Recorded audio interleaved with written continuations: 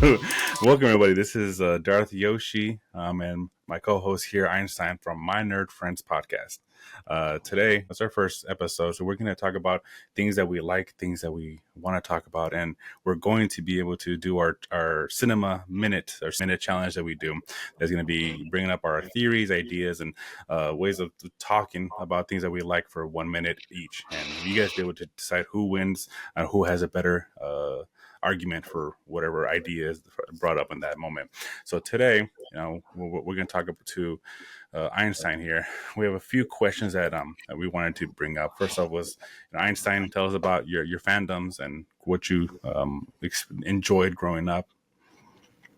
Well, nice to meet you, everybody. Well, the fact is that grew up just watching Star Wars, basically, sitting down, as we all do, sitting down, watching TV and looking at those lightsabers hitting back and forth. A little bit of Marvel. Yeah, exactly. I have mine right Mine's now. up there somewhere.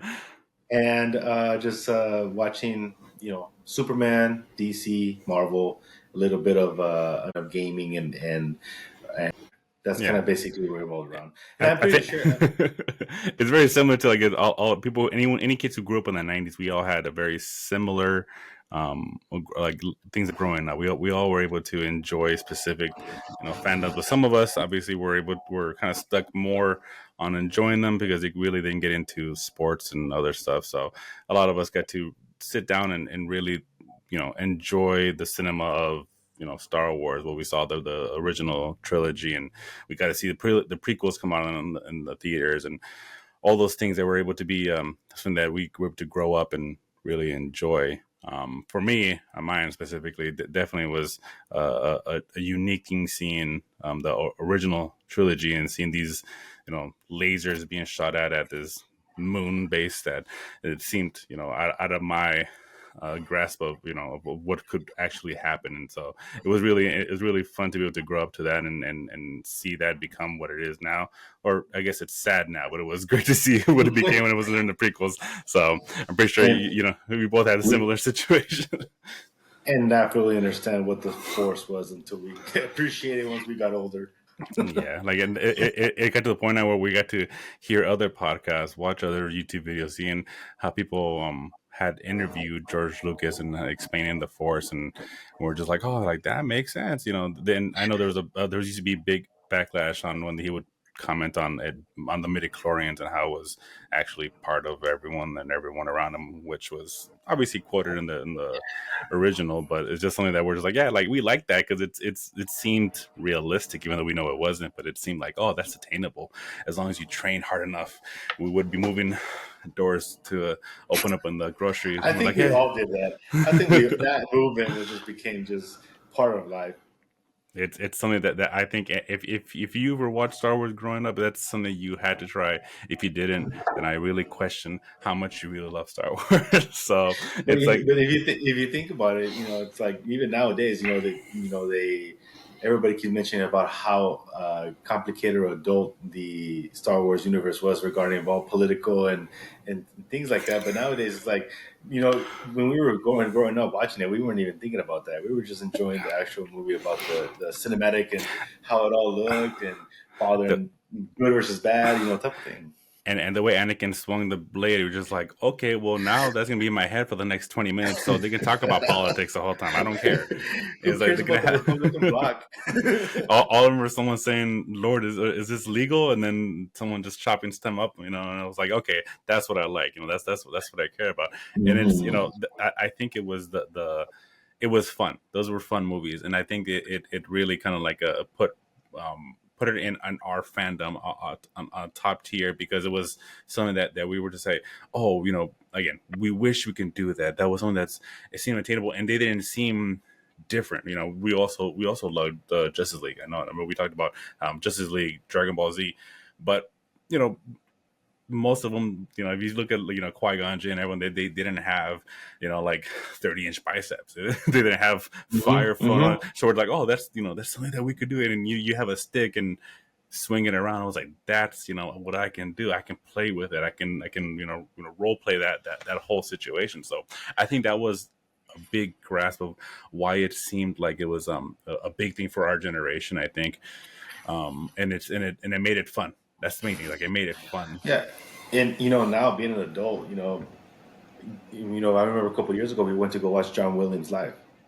And I remember listening to music, and you didn't really think about how the impact that his music had in your childhood. And nowadays, you can't go about and listening to his theme songs and not know exactly what movie it is or what you're listening to. Just I know. how I that's agree. how I agree. impactful it was. And another one. I remember we're talking about your fandom you had, specifically Jurassic Park, and we know that John Williams had his hand into that one, and there's just so much stuff that that we liked, and it's just come hand to hand the cinema that we got to enjoy, the fandoms, and obviously we know John Williams was a big part of that. So Joe Lucas and John Williams have always been something that whenever they had their hands on something, we always wanted Hmm. to watch it, we always wanted to enjoy it. I know that I need to double check, but I don't know if the song that the Star Wars song that was created for the sequels, if it was his, the one that just sounds very epic, and it came on that trailer, and where I was like, this is amazing, this movie's gonna be amazing, and it wasn't. But the song itself was still amazing, so I still listen to That's that. that saved it. Yeah, honestly, Oh, the watching the trailers, the yeah. trailers, like you say, watching the trailers and just gets you all pumped up. Yeah, the rewatching trailers on that one, you're looking Yeah. at like this thing. Like first off, the cinematography was amazing. Even though the story was, I did not like it. It was beautiful to watch. The when Kylo and Luke were fighting on that planet, and there's like in the background you see these huge whatever AT-ATs are called. And that was AT-MT. I'm not sure what their name for that one was, but Mhm. they're looking down, aiming with the red like light. I was like, that is Yeah. beautiful. Okay, guys. So obviously there's some little technical issue here. Gotta get Einstein back into the picture here, and I survived. there I you survived. go. It's like Disney was like, "There's people talking too much. Cut them out." But we got it back. We're back. We're back. We're talking. First episode, and they already hate us. It's just a sad thing to see. Anyway, so what we were talking about was the how much I enjoyed Disney, how much I enjoyed episode 8, even the cinematography on it, how it looked. Again, it was beautiful to see, but it hurt just watching and seeing a character that we grew up uh, seeing as this really great hero to just be turned into someone who didn't care about his actual morals and just kind of gave up on that. And that's kind of sucked. I know you when we were talking about it, when we first were watching it, we were confused. We were just trying to make heads or tails of like, oh, technically what we're doing today, what we were just theorizing, oh, maybe they're doing it because of this. Maybe we're just trying to just make it sound like it made sense. And I remember I, you maybe just kind of said it to like, I think the like we were first like you mentioned right now, we were first starstruck of the cinematography because the cinematography was so on point that we were just like, I remember we were talking about it and we were like, you know what, like, oh wow, this is an awesome movie. But then like after that whole excitement of the cinematography, I remember that when the episode started, like the whole chase of the Millennium Falcon and the whole movement, like the the physics behind it was very real and it was just like so hyped up. But then when we sat back and looked at it, we were like, hey, what the heck just happened? Jumping from episode 7, like where it left it as a good like cliffhanger with like, and it left so many open ends, like the Knights of Ren. Come on, yeah. like in I the still don't trail, know what the in heck the happened to those trailer, dudes. in the trailer, they were so high, they were hyped up, they were so pumped up, and John Boyega was all like being piped up of being the Jedi. Dude. So when episode 8 start ended, I was left more like, wait a minute, we're just left with one more movie. Like what's gonna happen? Like how was it all gonna tie up? And I feel like looking back at it, it's kind of like, okay, it's a good cinematographic movie, and but like what was gonna happen? And now it kind of like what they did my man Luke wrong, my homeboy, they did him wrong.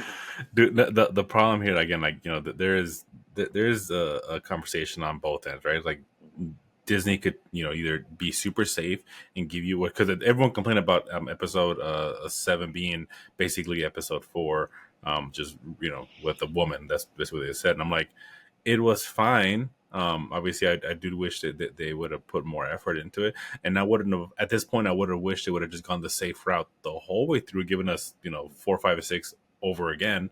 I don't and seeing Ray go through Luke's arc like that would have been cool. And I still think that there's ways to pay respect to the characters that we all cared about, and it's just like honestly, it felt like Disney was just that rich kid who got the toys and just threw them on the ground and says, "Okay, well, I'm gonna pay for them, create new ones," and that was Right. their thing. Right. So it was kind of like that. It was disappointing. I remember talking to my friends, and they're just like, "Oh, it's like you're really excited and trying to like really over explain." The faults on these sequels and I was very much like, oh, the sequels are cool, the sequels are cool, but and the whole time I was like, I can't explain why, other than the fact that it's just I like Star Wars so much that it became like it needed to be good. It needed to have Mm-hmm. the same Yeah. back that when we watched episode 3, when we were younger, we're like, this is Mm-hmm. amazing, and we're like, oh, this is amazing. Like it's okay. So You, Kylo is getting beat up by a girl who's never touched a lightsaber in her life before. Cool, the okay. thing is that it's bad. You know it's bad. I don't know, Yoshi. Did you ever get a chance to see the behind the scenes in the Blu-ray? The behind the Honestly, scenes of the I movie. I might have. I can't think of them right now. There are clips. There are clips there where, like, I believe it was episode 8, where the camera crew is following Luke, and he just seems depressed. Like the actor himself, in behind the scenes, seems depressed, and he's like, and so for me, when I was watching that, I was like, when the main character himself or the main actor himself is not feeling the vibe of what the movie's going, it's like it kind of gives you an idea behind it. You know what I mean? Yeah, I get that. Like, obviously, I wouldn't say it's always like the actor themselves are like don't always know the character as good as it should be. But Mark Hamill, he's been doing that for so long, and he understands what the fans typically want, and it's Right. like it's not that hard to say, like Luke was, honestly at this point, I wish it would have just gone past the Skywalker saga, like ended, like forget about it. We're dealing with Ray, and there's no Skywalker to belittle. Like, there's no one to be like, oh well, yeah, you remember your hero? Well, he sucks, and just like, Well, wait, what the heck just well, happened? did you ever in the new trilogy, the latest trilogy, did you ever feel or get the sense of the word hope? Because that was the source, or that was the main focus on all the movies. Hope. There No, was. no, the on the sequel trilogy, the only time I ever felt that there was hope was when I stopped watching it and I watched The Man of Steel. Then I saw hope. Then I was like, oh, okay, this is cool. Yeah, there is hope in life. But then everything else, like, but like I said, obviously there's so much that we can talk about on the sequels and prequels and stuff. There's a question I did want to have and see Okay. if you can probably come up with it. Okay. I'll answer my own version, but Mm. say something good about the sequels. They're out. They have not been canceled. I guess that's No. one good thing. One thing about, again, you yourself said it, cinematography. The Mm, cinematography. That's pretty much it. I think. Well, like off the top of my head, yeah. there are, of course, episode 7 was like. I remember when we went to the Star Wars celebration, everybody was hyped up for episode 7. Everything was great. They came out, okay, it was good. Episode 8 was like, and then episode 9 became like, it was like Star Wars started as Star Wars, and then it became Uncharted with clues and trying to discover stuff. You know what I mean? So So you mean that the whole casino scene where they basically freed the animals and forgot about the human slaves? Like, yeah, yeah, the little kid, go, you're a slave, it's fine. But the animals, oh no, no, no, you don't stop though. You let them free. You let those kids free. Like, no, dude, like, it didn't make sense. It didn't. But the thing, like, I think that a good thing again, cinematography is obviously the one thing I think about.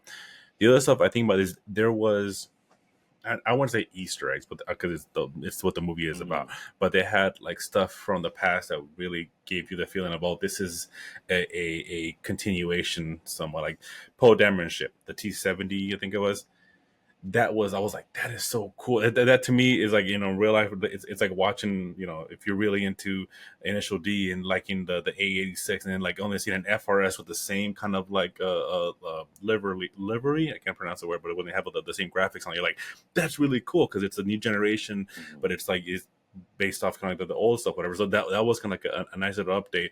Um, Kylo's lightsaber. People hated it. I loved the saber. It was Yeah. like it crackled, it popped. It was like legit an old muscle car that was trying to stay alive, but it had power behind it. And then obviously, we always had theories. We're like, hey, that thing probably is stronger than it had. Like the kyber crystal on them must be something extra powerful. It wasn't it, but it would have been cool if they would have kind of put that in there. Yeah, and not just that. I remember seeing one of the teaser trailers that J.J. Abrams let out, the teaser trailers, and it shows Kylo Ren popping out, and his guard comes out, and I'm like, wait a minute, you got to be a very, very good lightsaber wielder to not get injured on your own, Yeah.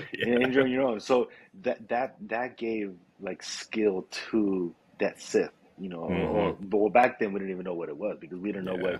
which direction they was going to go. But the seeing the improvements of the Millennium Falcon, seeing the lightsaber improvements, I feel like that opened up a lot of possibilities that I felt that were left hanging, Yeah, and the so BB-8 was a cute little droid. Like it was, I was like, dude, that's cool. It's a little cute droid. That I did not care for him giving the thumbs up to Jumbo there. no. But yeah, I'm like, what? Okay, but obviously, Art had his own Yeah. little quirks too.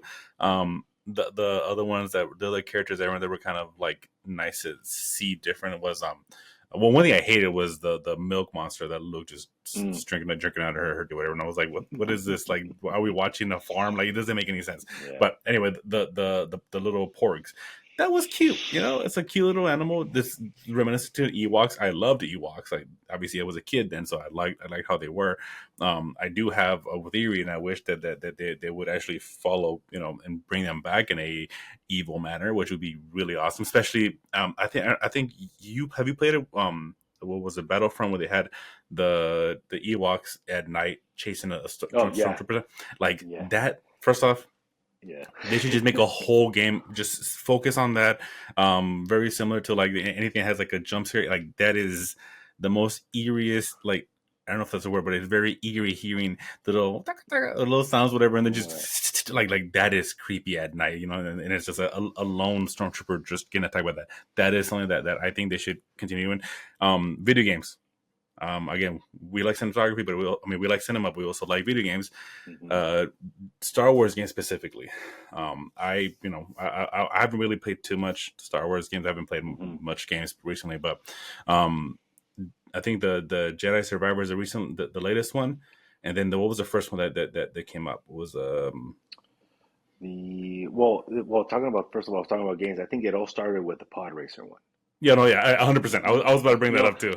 that's where it all started, and all I remember is the little Houdini, and every time that kept coming up, and trying to beat the race. Nowadays, replaying it you realize, I'm like, wow, it was a very difficult game, and we were playing it when we were being little kids.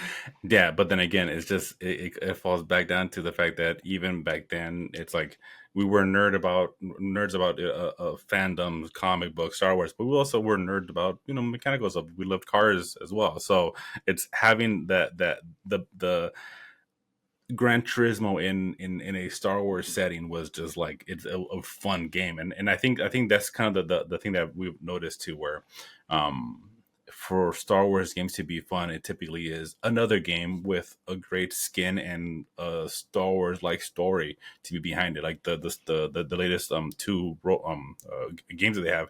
They're technically like was it Fallen what's that? Order. See, we played Fallen Fallen Order. That's Order. what it Yeah, was. Yeah. we played that one, and I remember playing it all completely. In the fact that I like the fact, the same reason. I'm pretty sure we're going to talk about it later. It's like the Clone Wars, right? The Clone Wars animation, the cartoons, how it touched very closely regarding the Order 66, right? On Fallen Order, it does the same thing, but you see it from a different perspective of a Padawan and how a master saves them. So that scene right there is what got me, like right in the Yeah. beginning. And I Eh, feel that there's it's a very good exploration of how they suppress their force and being able to now to find out and seek those who have them. I think it's pretty cool. Yeah, it's crazy how a game developer can create a story that is, Star Wars fan loves because they do not destroy Luke's legacy, Disney. But it's one of those things where it's just like the way they had it, written. It was, it felt like you're watching a long movie, and it was Hmm. it was really enjoyable to at least get through. Obviously it was customization stuff, but at this point with all the new, generations like PS5 and everything, you can able Hmm. to have a beautiful looking game, customize it, have different sabers and all that. It felt like you were just immersed in that. And it felt amazing.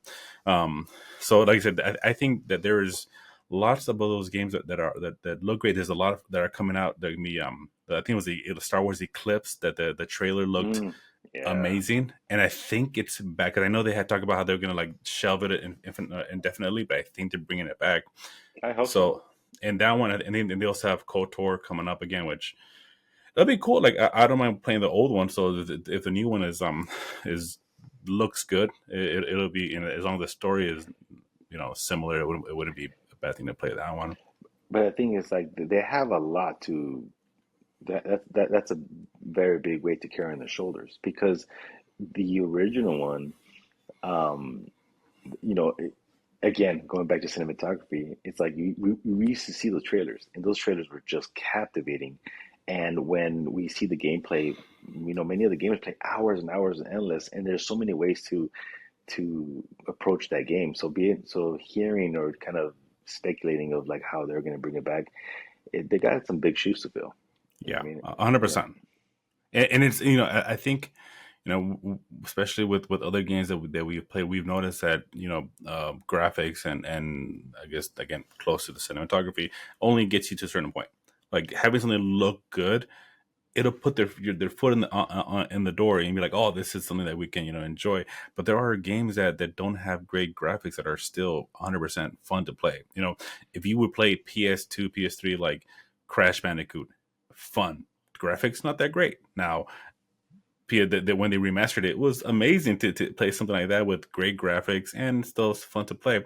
Now with Star Wars, it's just like you have so much stories you can use. You have characters everyone loves. You have, as long as you have a good writers, you can make stories that follow it, that keep it at the same level. And that's something that we hope that they'll continue doing, because like at this point, Disney is really kind of like hit and miss with what they do with Star Wars. I mean, Dave Filoni is doing his work, but there's still a chance that what he likes is not going to be something that the fans are going to like. It's at this point, it's just at that point. There's nothing you can um Well, say the about that. thing is, you got to think about it. Like nowadays, FPS have been very, very prominent. First person shooters, fast, fast, fast, fast. But now the fact is that story is what captivates for long term.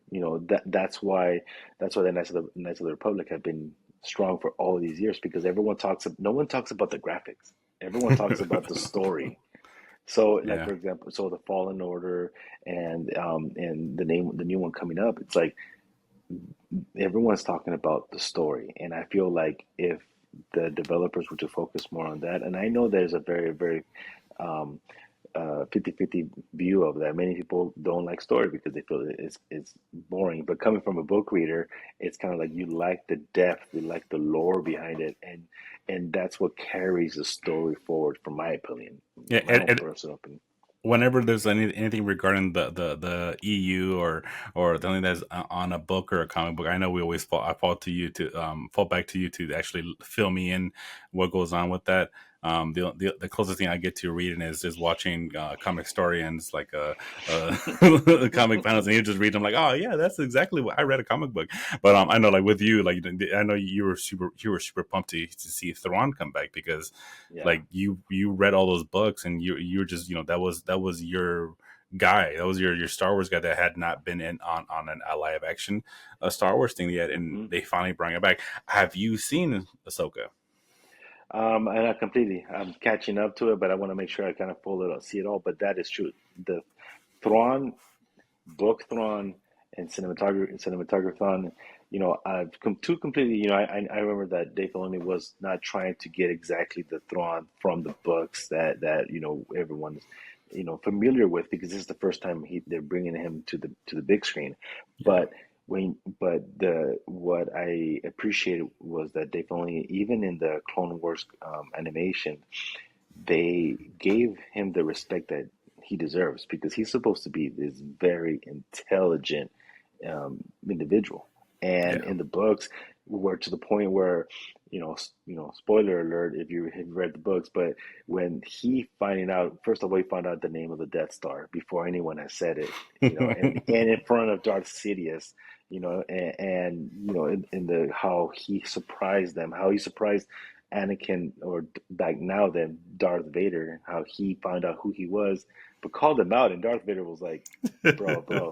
It's like, watch what you say next. So seeing that, and how he kept his persona, his depthness, his seriousness, his intelligence, all, and how Dave Filoni inputted that into the animation, and seeing that now in live action, it's very excited. So I'm just hoping for the best to see. Hopefully, they could actually continue adding him more, or including him more on future episodes or future movies. I hope Yeah, so. yeah. I watched the whole season, and I think you're gonna like. There's a part where I was like, it hit right here, and and I'm not sure if you got to the point where I'm not sure what episode you're in, but there's a part where she talks to the droid that's there, and she says stuff, and you're just like, like this feels like George or Filoni is like literally talking to some of the OT fans on that, and or even the prequel fans, just letting them know this is like this is what a story is supposed to be. We've been here the whole time listening to them.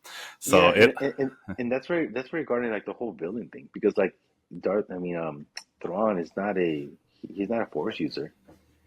Star Wars has always had a Sith Lord behind, the rule of two, Darth Bane, coming from Darth Bane. But the fact that Thrawn is just a non-Force user, battling and keeping up to this, maybe sometimes outsmarting some Jedi, and outsmarting the Sith.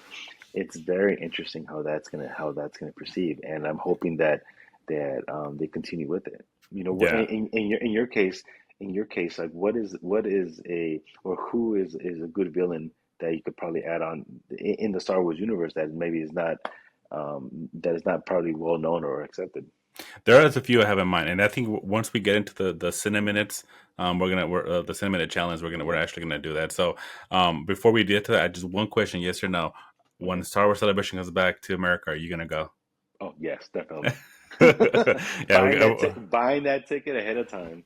yeah. I'm gonna go as any of the three guy characters from Fanboys, just wear this Star Wars shirt because I can't afford any of the that fancy Mandalorian armor, because now everyone's gonna be Mandalorian. Like Oh, before, we wanted to just buy the bucket hat and kind of paint it out, so it's cool, but it's just like, dang, now I can't really become Mando or not a Mandalorian.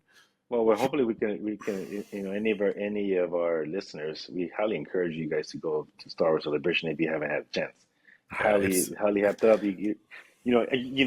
Tell them your experience. How was it when you went? Dude, it's again, if you like Star Wars, if you enjoy, the stories of the movies, and if you, especially if you've been there for a while, and actually it doesn't even matter if you've been there for a while, because even there's a lot of stuff for newcomers too. It just feels like it's, you're surrounded by people who love it. People dress up in cosplay, and lots of the time it's very well done. So I don't want to say you're starstruck, but when you see someone who's like 6 foot in a Darth Vader outfit, you're just like this is like Vader walking up to me, so it's kind of cool. You get to experience those type of things. In the last couple of the last time we went, they had kind of cantina looking spots, so it feels like you're very. It is an open arena or whatever, but there's spots where it just feels very very, very nice to like experience that, like in the Star Wars type of world. It's also very much for collectors. Sorry. There's collectible items everywhere, Funko Pops. I bought a few, which are still hitting them, stuck in my room in there. Um, but there's something you can really, like enjoy seeing other people's work. There's like artwork there and everything. The best thing though, well, not the best thing, but the really a nice thing to, if you get a chance, which is I recommend double checking your reservations, because we Yes. went through a whole mess, and even though we reserved it, they said we couldn't make it because some issue came up on their system. Was messing up. Mhm. But the panels, if you can make it to panel from whatever show you like, or a director or whatever that's gonna do something, go to them, because even though you're gonna see like leaks, or they might even do the same review online so you can watch it, the when we went in for the sequel trilogy, before they were announcing it, they announced episode 7, the whole area that was packed in was just quiet, and it was dark, and they just Mhm. turned on the trailer, and everyone freaked out the moment Chewie and Han popped up saying we're home. I was like, I think I remember I was like getting choked up, because seeing that, I'm like, I know that guy. I know that guy. And it's just like, even though you've never met Harrison Ford, he's like, I know that character, and it's like they're there again, only to be ruined later on. But it was really awesome to see at that moment. So, again, I recommend it. I'm pretty sure you again recommend it as well. Yeah. At least I'm not sure if it's gonna get priced here, but I hope it doesn't, because it's something that everyone should be able to just at least see. And again, it just depends on how Disney decides to do their parking thing again, because they're getting expensive with just anything regarding Mhm. Star Wars. So okay, so let's get into this Cinaminute thing. We'll take a little second, and we'll set up the how to do our Cinaminute. We'll do we'll run through our rules. So on this setup, where this is the first time we're going to do it, typically is that we're going to have a topic, any details regarding that specific topic, and we're going to give whether right now we haven't done a coin flip or anything, but whether it's me or Einstein are going to have 1 minute to give our response to this problem, this idea, this theory, and then the other person to get a minute to give their version, and then you guys are gonna be able to have a chance to say, okay, I like Einstein's, I like Yoshi's. So it's up to you guys who did it better. I think it'll be fun having these short little challenges, so we can break it up, and you guys can just watch the specific ones instead of having watching the whole podcast.